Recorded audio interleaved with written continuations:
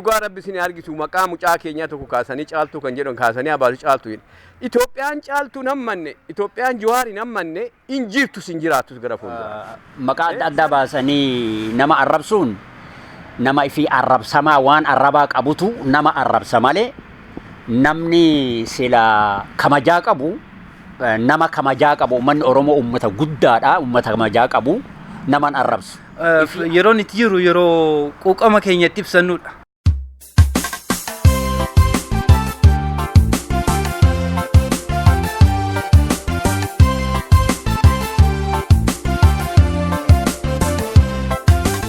Ani Baqqalaa Gabramaaram jedhama. As kanan jiru biyya Hoolaandati. Har'as immoo iddoo kanatti kanan argamee fi hawaasan Oromoo biyya Hoolaandi jiru walgahii waan qabuu fi kanarratti qooda fudhachuuf dhufee asitti argamee jira.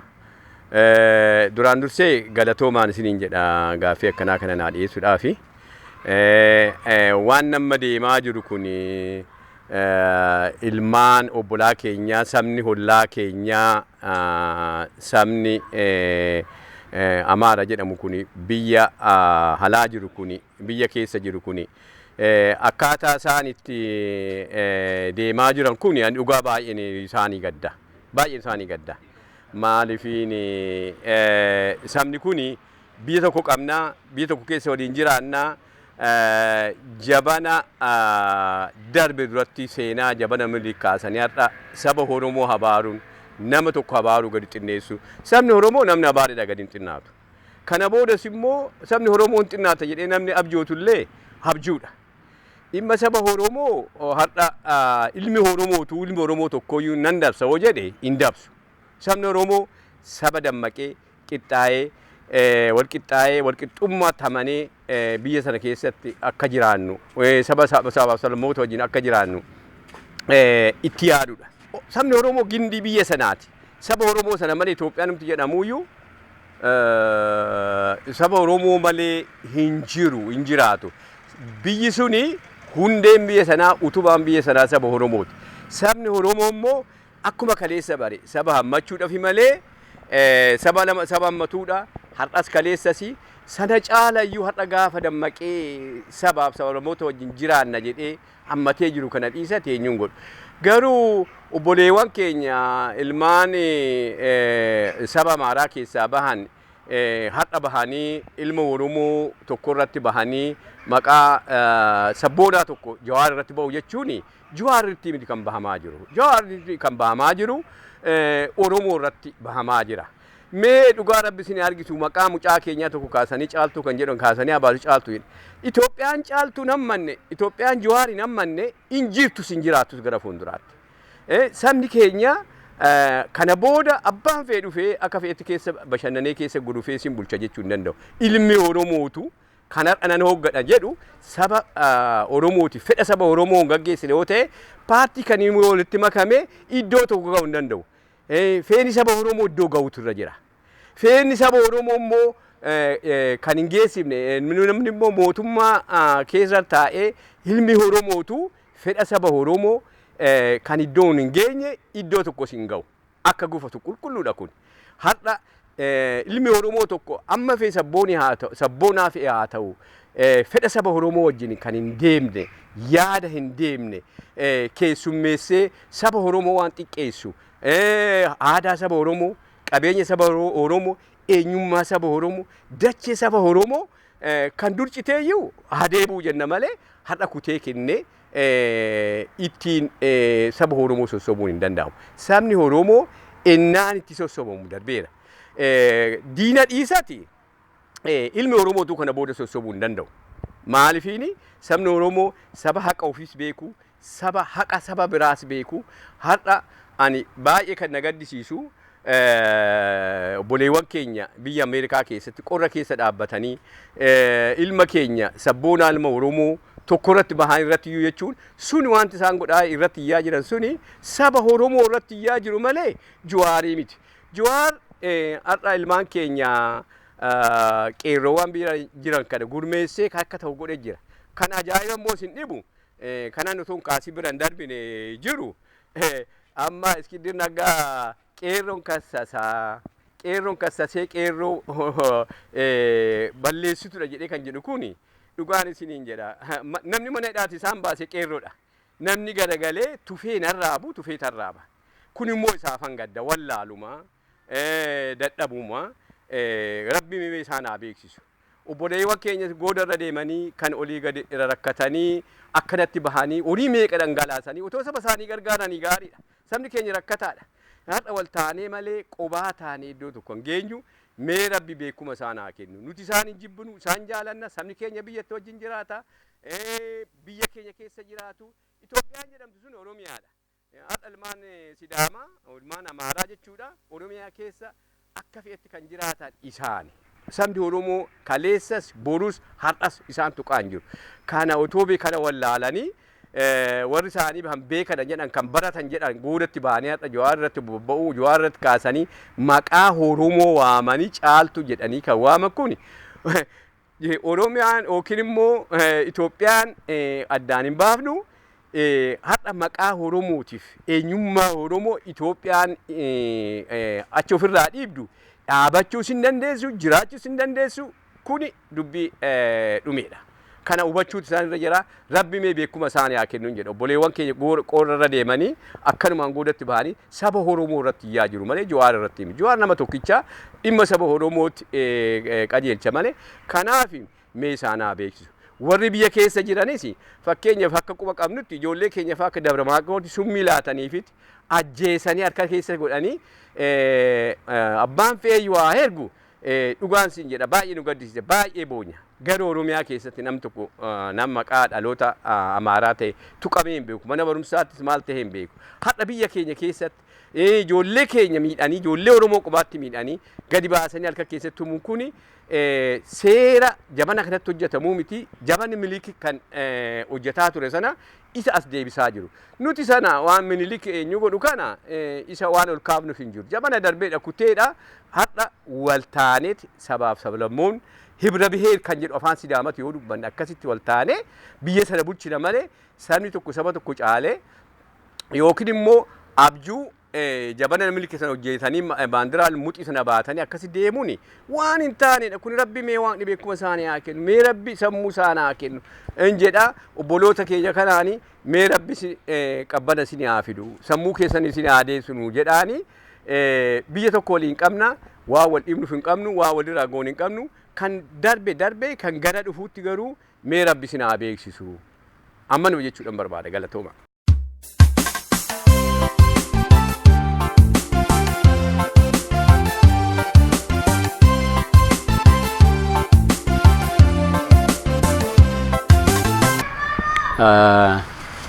Baay'ee galatooma asirratti nu afeeruu keessanii fi ani maqaan kiyya Abdii Baalee jedhama.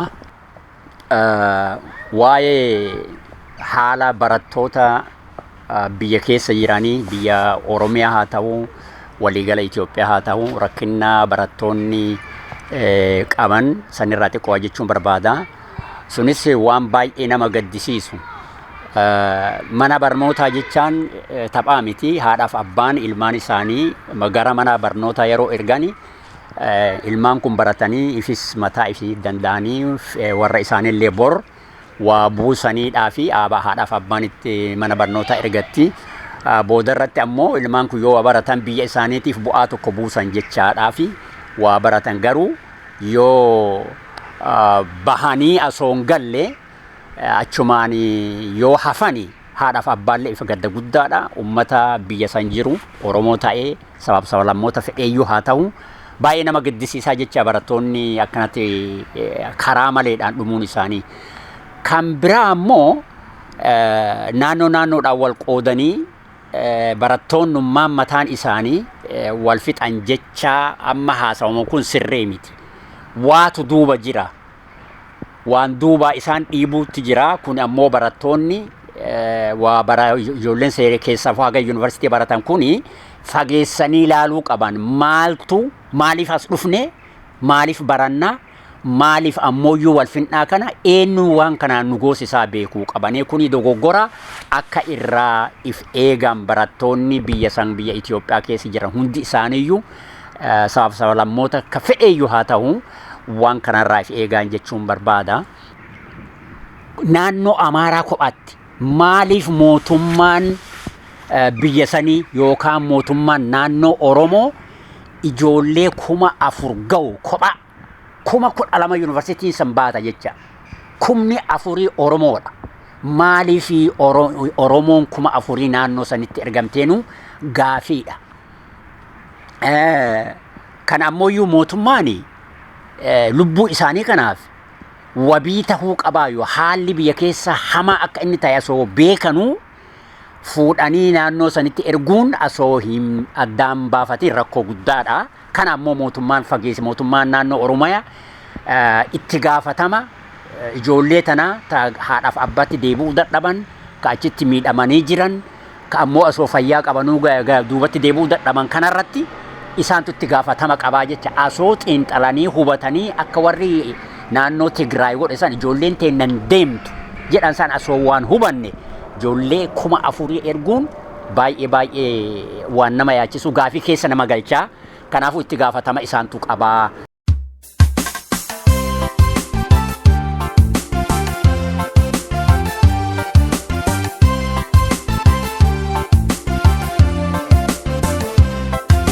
Maqaa adda addaa baasanii nama arrabsuun nama ifii arrabsamaa waan arrabaa qabutu nama arrabsa malee namni sila kamajaa qabu nama kamajaa qabu uummanni Oromoo uummata guddaadha uummata kamajaa qabu naman arrabsu ifii arraba qabanii saniif waa nama arrabsanii jecha kuni akka uummanni Oromoodha wahitti ilaaluu dhabuudha. Kun ammoo wanni isaan akkana wacanii fi Oromoon fagaatee deemee jira lafa fagoo deemee jira waan kana arganiif jecha waca kana godhanii nama arrabsuun waan bu'aa qabaatiin uummanni Oromoo uummata sirna gadaatiin bulu kamajaa ilma namaa beekaa namalleen arrabsuu harkallee namatti fuudhu yoo harkatti fuudhan malee yoo Oromootti harka fuudhan Oromoon harkatti baafata malee Oromoon ammatee beekaa guddifatee guddisee beekaa qubachiisee beekaa kana arrabni isaanii waan bu'aa qabaatii miti. Namni silaa waa beeku ilma namaa akka isaatiin keessaafuu saba biyya tokko keessa jiru waa jechuun qaanii guddaa. Filmaata kana kan qopheesse mootummaadha. Akka heeraaf seeratti qophaa'ee akka hin dabarrellee jedhamee jira. Mootummaan kan godhuu qabu filmaanni kun filmaata haqaa, filmaata dimokiraasii, filmaata korojoon akka dursanitti hin saamamne bifa saniin mirga ummata maraashuu tiisee akka korojoon hin hatamnetti sirna dimokiraasiitiin filmaata geggeessuun dirqama mootummaati. Kun ammoo tahuu qabaan jedha. Ummanni hoo filmaata kanarratti eenyu akka filatu beekuu qaba ummanni biyya sanii keessaafuu ummanni Oromoo eenyuun akka filatu maaliif filataa beekuu qaba. Nama filatu kana inni eenyu ummata Oromooti bu'aa qaba moo bu'aa hin qabu ummatti saba biyya sanii sabaaf sablammoota Oromiyaa keessa jiraniisis nama bu'aa qabu moo nama bu'aa hin qabne beekanii nama dhugamaan quuqama saba Oromootii fi sabaaf sablammootii qabu filachuu qaba. Waan filataniif beekuudha yeroo guddaan tokko. Kuni beekamuu qaba. Akkanumaan ka'anii kaardii san fudhatanii korojotti naqu osoo hin taane nama naannoo ifiitiin yookaan saahibummaadhaan gandummaadhaan osoo hin fille bu'aa nuuf buusa jedhee nama bu'aa ummata Oromootiif quuqama ummata Oromoo qabu ummanni Oromoo fageessee laalee filachuu qaban jedha gabaabatti.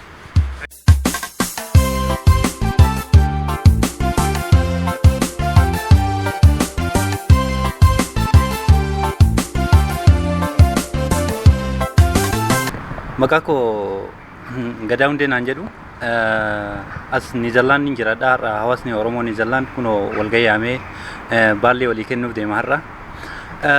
Yeroo ammaa kanatti biyya keenya keessatti gocha suukaneessaa kaleessa nu jibbinu barattoota keenya argaa jira naannoo Amaaraatti jechuudha. Gochi kun gocha kalee nu balaaleffataa ture saniin wal fakkaata. Barattoonni Oromoo naannoo garaagaraa keessa yeroo deemaa barataa turanitti sabaaf sablammoota kamii waliin jiraataa jiran Oromiyaa keessa warri jiru jechuudha. Garuu naannoo biraarratti har'a haati ilmi kiyya baratee bakka guddaa naagaa jettee godhe eeggattu rakkoon dararaan hammanaa kun yeroo raawwatamu godoo mootummaan Oromoo bulchaa jirutti biyya san keessatti miidhaan haganaa kun dhufuun baay'ee uummata Oromoo amilee cabsee jira. Warri achitti miidhamaa jiru kun kallattiidhaan kan ilaallatu dhimmi kun dhimmi Oromoo biyya san keessa Amaaraa dhaqanii naannoo Amaaraa keessatti barataa jiran uummanni Oromoo godoo biyya bilisoomne keessa jiraachuu qabna jedhanii uummata keenya akka eeggataa jiru barataa keenya irratti miidhaa ganaa geessisuun rakkoo guddaadha. Rakkoo kanaaf immoo mootummaan naannoo Oromiyaa fakkeenya keessattuu warri amma bulchaa jiran kallattiidhaan isaan ilaallata dhimmi kun jechuudha. Dhimma kanarratti yoo mootummaan furmaata hin kennine uummanni Oromoo rakkoo kalee darbine san waan qotuu ta'uuf woo qabbana buusuu barbaadan barattoota miidhamaa jiru kana furmaata laatuun barbaachisaadha yaadaan. Bifa kamiin furmaata laatu? Fakkeenya namoota gargaaramuu qabu gargaaru fakkeenya bakka ijoolleen gara ofiitti illee deebisuu barbaadan deebisanii bakka akka barnoota isaanii itti fufan yuunivarsiitii garaagaraa keessatti ramadu yookaan immoo achittis akka tasgabbiin bu'u godhu ta'anii ilaaluun furmaata miti. Si galee? Kan jeneraalii waan amma yeroo itti jiru yeroo quuqama keenya itti ibsannudha. Kaleessa karaan carraa ittiin argannee mirga keenya kabachiisuudhaaf nama nu ta'u nama nu bulchu filannuudhaaf qophoofne hin jiru. Har'a garuu kunoo qophoofnee filannootti dhiyaachaa jira. Filannootti dhiyaannu kana immoo akka korojoon hin hatamne. Isa kanarratti ilmi Oromoo tokko yookaan intalli Oromoo tokko don jenne nama isaaf ta'u nama mirga isaa kabachiisu nama biyya san kabachiisu. Tokko isaa laalee xiinxalee filachuu qaba. Fakkeenya bu'aa ofii bichaadha godhan ta'an nama sabaaf sablammii Oromiyaa keessa jiraachisuu danda'u nama biyya san jijjiirsisuu danda'u eenyuun naa ta'a mirga kiyya mirga bilisummaa ni barbaadu san naa kabachiisa jedhee itti yaadee filachuu isarra jira. Korojoon kaleessa godon beeyni hatamtee awwaalamaa turte. Har'a garuu hatamuun korojoo sanii tokko tokkoon eeguu qaba qeerroon jedhee yaada. Maaliif har'a qeerroof qarreedha dhiiga isaatiin asiin ga'e wanta kana jechuudha. Wanni har'a harkaan gaanne kan tolchinee akka dhalatti dabarsinuutti irratti hojjechuu qabna korojoo amma dhufu jirtu tana jedhee yaada. Muyni muramee yoo jedhu qottoon jigee deebi'ee dhaabatuu hin danda'u jigee jira. Takkaa jiisinee irra wanni takka jigame hamma feete godhu iyyitee homaa jijjiirama fiduu hin danda'u. Namni kaleessa dhiiga ofii dhangalaasee fide garuu qeerroof qarreen akkaataa itti qabsaan akkaataa biyyatti jijjiira akkaataa biyyatti ijaaran agarsiisee jira. Har'a Iskindirii miti. Iskindir caalu yoo dhufee falmatee qeerroof qarree duubatti deebisuu hin danda'u. Wanni harkatti har'a uummanni Oromoo kaleessa bakka bineensa nama nyaatu harkaa fuudheeti aangootti fidee har'a akka utubaatitti akka isaan deeman taasise biyya san keessatti. Silaa biyyi sun ni baddii ture godoo qeerroon qabsaa'ee dhiiga ofii kennuu baate. Wanni Jawaariin balaaleffatan Jawaarii wanni isaan beekuu dhaban tokkotu jira. Namni gaafa wanni hundi harkaa badee manca'e yoo qabachuu dadhabe tooftaan ittiin nama cabsuuf deemu keessaa tokko kan. Jawaar garuu dhugaa jirtu harkatti qabee diinni akka sochaane gamaa gamana fuuldura dhaabate kana kallattiin itti dammaqi jedhee yeroo inni itti dubbatutti yoo Amaarri sobee maqaa isaa balleessuudhaaf gara miidiyaa adda addaatti itti deemu Jawaariin advertise gochaa jiru malee beeksisaa jiru malee Jawaar irratti miidhaa fidaan jiru kun godoo Jawaar xiiqii qabachiisaa jiru namni tokko yeroo si mormisiisu ati xiiqii qabatta bakka san gahuudhaaf galma barbaadde san gahuudhaaf yoommoo ati namni sirratti hin iyyine ta'e ati galma gahuu hin dandeessu waan ta'eef Jawaariidha amilee guddaa barbaachisa kan Amaarri iyyee baate Jawaar gurra hin qabu Jawaarri kaayyoo kaayyeeffate kaayyoon isaa galma saba isaa cunqurfame akka biyya san keessa sabaaf sablammiin kamiyyuu jiraatu barbaada malee Jawaar aangoo qabatee taa'uuf hin barbaadaan jiru. Ta inni falmataa tureefis namni kamiyyuu ilmi namaa tokko Oromiyaa keessa kan jiraatu akka heeraaf seerri Oromoon ittiin bulutu biyya san keessatti jiraachuu qaba jedha malee Jawaar yeroo baay'ee akka warra kaanii sila ashaboo itti naqanii nuun jedhaa jiru kanaa miti dubbiin ta Jawaar barbaadu. Dubbiin kalee cunqurfamaa harma nurraa muraa ture sun madaa keenya san nutti nooqinaati nu nagaan jiraanna Oromiyaa keessatti biyya keenya keessatti jechaa jira Jawaar. Jawaar irratti warri duula banaa jiru Jawaariin beeksisaa jiru namni fakkeenya kaampaanii tokko ijaaratu advertise gochuu qaba beeksisuu qaba yoon beeksifne kaampaanii sun mul'achuu hin danda'u. Jawaar akka inni mul'atee uummata Oromooti guddatu namni kamiyyuu irratti mormuu dhiise Jawaar bira dhaabatee kallattii itti agarsiisudha. Diinni yoo maal godha? Diinni yoo gubatee dadhabe ofiifuu ta'a.